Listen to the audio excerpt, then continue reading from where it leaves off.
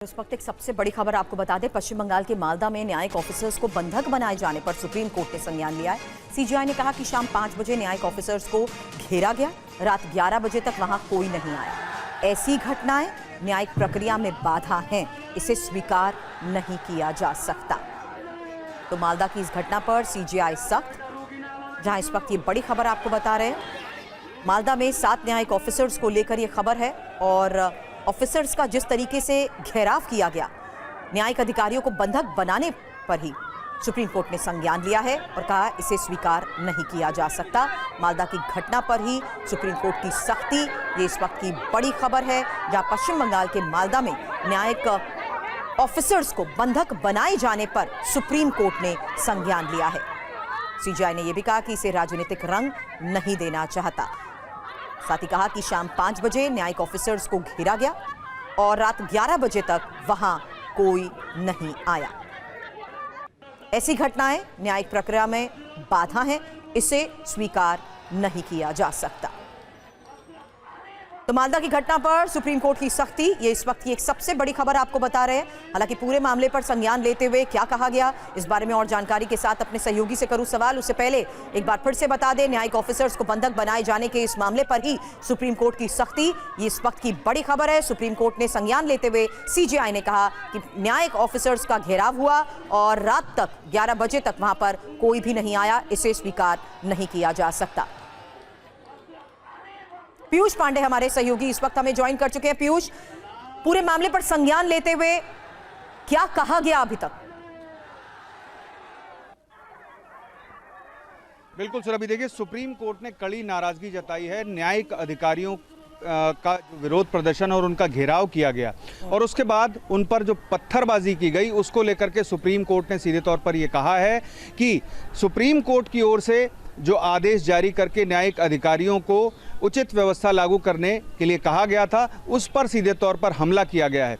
और इस मामले में जो अधिकारी हैं, पुलिस के अधिकारी और प्रशासनिक अधिकारी हैं, उनको लेकर के सुप्रीम कोर्ट ने खासी नाराजगी जताई है, अनुपालन रिपोर्ट तलब की है। साथ ही चुनाव आयोग को ये कहा है कि इस मामले में केंद्रीय बलों की एक सूची तैयार करके केंद्र सरकार को दें और कितनी ज़रूरत है ये बताएं, और न्यायिक अधिकारियों समेत जो चुनाव आयोग के अधिकारी हैं और कर्मचारी हैं, उनकी सुरक्षा सुनिश्चित करें। सुप्रीम कोर्ट ने कड़ी नाराज़गी जताते हुए ये भी कहा है कि राज्य में हर कोई राजनीतिक रंग देने की कोशिश कर रहा है और ऐसे में सुप्रीम कोर्ट न्याय व्यवस्था को और न्यायिक अधिकारियों को सुनिश्चित करने के लिए, साथ ही जो चुनाव की प्रक्रिया है उसको संपूर्ण रूप से सही तरीके से निभाने के लिए हर संभव आदेश जारी करेगा। जी सुरभि। शुक्रिया पीयूष पूरी जानकारी के लिए आपका। पीयूष, हमारे सहयोगी बता रहे थे कि आखिर किस तरीके से कोर्ट का ये सख्त रुख इस मामले में सामने आया। एक और बड़ी खबर और लेटेस्ट अपडेट, क्योंकि बंगाल के गवर्नर एन रवि प्रधानमंत्री नरेंद्र मोदी से मुलाकात कर रहे हैं।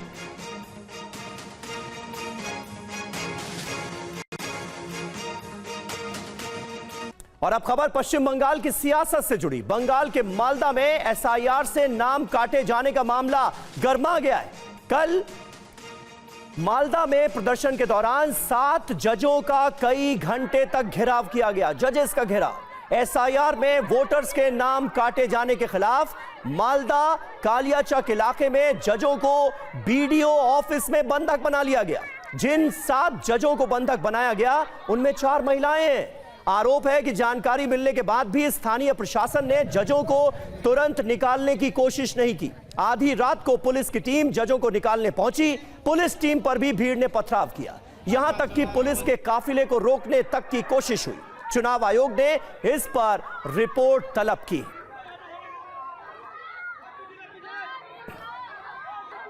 और आइए सुनते हैं इस मामले को लेकर केंद्रीय मंत्री सुकांतो मजूमदार क्या कह रहे हैं। आज ऐसे जो जुडिशियल मजिस्ट्रेट गए थे उनको सिर्फ रोका गया, सिर्फ ये नहीं, जब वो वहाँ से पलायन कर रहे थे उनकी गाड़ी को तोड़ा गया। एसपी जब उनको उद्धार करके वहाँ से रेस्क्यू करके वहाँ से ले आ रहे थे, महिला जो हमारे ये थे जुडिशियल मजिस्ट्रेट थे, उनके गाड़ियों को तोड़फोड़ किया गया। कॉन्वॉय ना जा पाए इसके लिए वहाँ पे रास्ते के अंदर बांस डाले गए, बम्बू डाले गए कि कॉन्वॉय आगे ना बढ़े। और जिस तरीके से कि लेफ्ट फ्रंट के ज़माने में अनीता देवान को इसी तरीके से एक महिला जस्टिस को गाड़ी से उतार कर पीट कर मार डाला गया था। उस तरीके की पूरी अभिसंधि थी, उस तरीके की पूरी प्लानिंग थी। और ममता बनर्जी का जो लगातार जो उसकाना, 1 सेकंड वाला उसकाना, उनका जो बयान, वो बयान इसके पीछे जिम्मेदार है। और रविशंकर दत्ता हमारे संवाददाता इस वक्त हमारे साथ जुड़ चुके हैं। रवि, ये तो बहुत गंभीर मामला है। 7 जजों को बंधक बना लिया जाता है, 4 जज तो महिलाएं थीं। आखिर ये मुमकिन कैसे हुआ और प्रशासन कहां सोया हुआ था, पुलिस क्या कर रही थी? देखिए, ये मामला बेहद ही गंभीर है। इसका कारण यह है कि पहली बार ऐसा हुआ है, कोई भी केस हो, कोई भी ट्राइब्यूनल हो, कोई भी कमीशन हो, कहीं पे जज को बंधक बनाया जा रहा है। और एसआईआर प्रोसेस में मालदा, मुर्शिदाबाद, जो कि संख्यालघु जो वोट बैंक है कोई भी पार्टी के लिए हो, वो गढ़ माना जा रहा है, और साउथ 24 परगना भी है।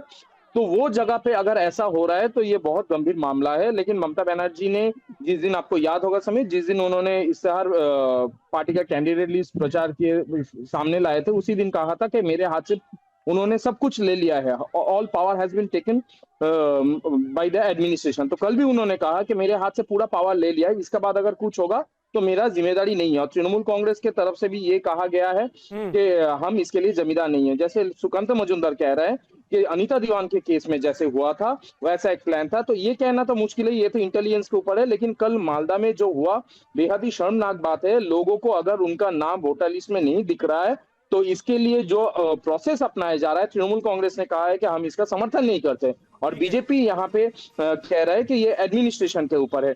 आखिरकार ये किसके ऊपर इसका दायित्व है? सीईओ के ऊपर है या पश्चिम बंगाल सरकार के ऊपर है, ममता बनर्जी के ऊपर है?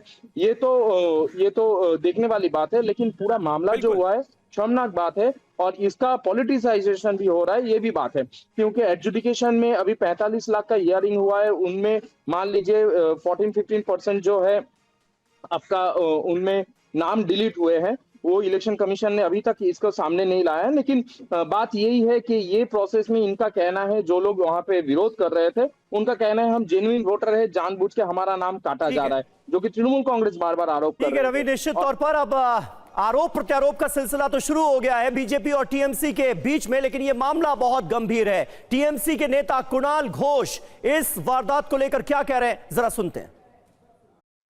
यहां पर इलेक्शन कमीशन प्रोवोक कर रहा है और भाजपा स्पॉन्सर्ड पार्टियों ने भाजपा के कहने पर यह गोलमाल का सिचुएशन सीन क्रिएट कर रहे हैं। पॉलिटिकली फायदा भाजपा वो लेना चाहते हैं। फॉर्म 6 ये स्कैम कर रहा है। अरे हम लोग लॉ अबाइडिंग सिटीजन हैं। तृणमूल कांग्रेस, वहां पर तो पत्रकारों के ऊपर हमला हुआ तो जो लोग किया वो बोला तृणमूल का दलाल है। दैट मीन्स तृणमूल कांग्रेस वहां पर ये सब नहीं कर रहा है। हम लोग पब्लिक का पास है, लीगली बैटल में है, लेकिन ऐसा कोई इशू हम लोग बनने नहीं देंगे जिसका पॉलिटिकल फायदा घुमाकर भाजपा ले ले। देखिए, टीएमसी की तरफ से बीजेपी और चुनाव आयोग पर हमला बोला जा रहा है और कहा जा रहा है कि टीएमसी तो लीगल बैटल लड़ रही है एसआईआर को लेकर। इस वक्त एक सबसे बड़ी खबर आपको बता दें, पश्चिम बंगाल के मालदा में न्यायिक ऑफिसर्स को बंधक बनाए जाने पर सुप्रीम कोर्ट ने संज्ञान लिया है। सीजीआई ने कहा कि शाम 5 बजे न्यायिक ऑफिसर्स को घेरा गया, रात 11 बजे तक वहां कोई नहीं आया। ऐसी घटनाएं न्यायिक प्रक्रिया में बाधा हैं, इसे स्वीकार नहीं किया जा सकता। तो मालदा की इस घटना पर सीजीआई सख्त। जहां इस वक्त ये बड़ी खबर आपको बता रहे हैं, मालदा में 7 न्यायिक ऑफिसर्स को लेकर ये खबर है और ऑफिसर्स का जिस तरीके से घेराव किया गया, न्यायिक अधिकारियों को बंधक बनाने पर ही सुप्रीम कोर्ट ने संज्ञान लिया है और कहा इसे स्वीकार नहीं किया जा सकता। मालदा की घटना पर ही सुप्रीम कोर्ट की सख्ती, ये इस वक्त की बड़ी खबर है, जहां पश्चिम बंगाल के मालदा में न्यायिक ऑफिसर्स को बंधक बनाए जाने पर सुप्रीम कोर्ट ने संज्ञान लिया है। सीजीआई ने यह भी कहा कि इसे राजनीतिक रंग नहीं देना चाहता। साथ ही कहा कि शाम 5 बजे न्यायिक ऑफिसर्स को घेरा गया और रात 11 बजे तक वहां कोई नहीं आया। ऐसी घटनाएं न्यायिक प्रक्रिया में बाधा हैं, इसे स्वीकार नहीं किया जा सकता। तो मालदा की घटना पर सुप्रीम कोर्ट की सख्ती, ये इस वक्त की एक सबसे बड़ी खबर आपको बता रहे हैं। हालांकि पूरे मामले पर संज्ञान लेते हुए क्या कहा गया, इस बारे में और जानकारी के साथ अपने सहयोगी से करूं सवाल। उससे पहले एक बार फिर से बता दें, न्यायिक ऑफिसर्स को बंधक बनाए जाने के इस मामले पर ही सुप्रीम कोर्ट की सख्ती, ये इस वक्त की बड़ी खबर है। सुप्रीम कोर्ट ने संज्ञान लेते हुए सीजेआई ने कहा कि न्यायिक ऑफिसर्स का घेराव हुआ और रात तक 11 बजे तक वहां पर कोई भी नहीं आया, इसे स्वीकार नहीं किया जा सकता। पीयूष पांडे हमारे सहयोगी इस वक्त हमें ज्वाइन कर चुके हैं। पीयूष, पूरे मामले पर संज्ञान लेते हुए क्या कहा गया अभी तक?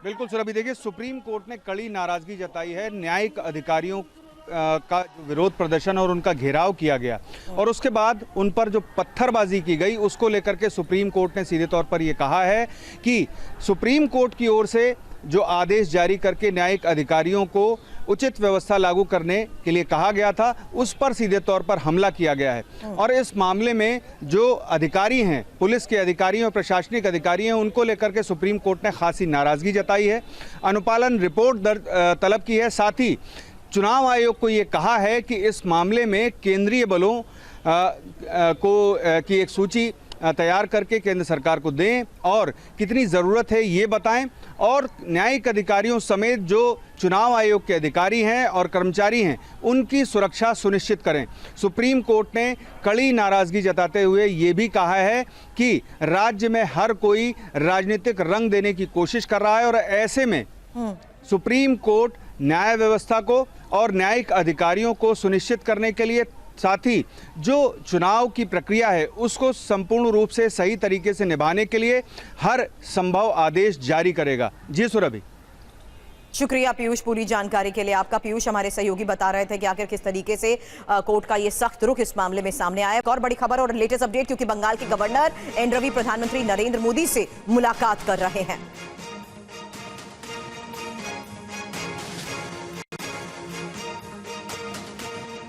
और अब खबर पश्चिम बंगाल की सियासत से जुड़ी। बंगाल के मालदा में एसआईआर से नाम काटे जाने का मामला गर्मा गया है।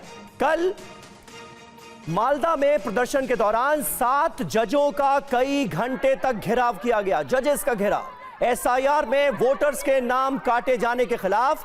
मालदा कालियाचक इलाके में जजों को बीडीओ ऑफिस में बंधक बना लिया गया। जिन 7 जजों को बंधक बनाया गया उनमें 4 महिलाएं हैं। आरोप है कि जानकारी मिलने के बाद भी स्थानीय प्रशासन ने जजों को तुरंत निकालने की कोशिश नहीं की। आधी रात को पुलिस की टीम जजों को निकालने पहुंची। पुलिस टीम पर भी भीड़ ने पथराव किया, यहां तक कि पुलिस के काफिले को रोकने तक की कोशिश हुई। चुनाव आयोग ने इस पर रिपोर्ट तलब की।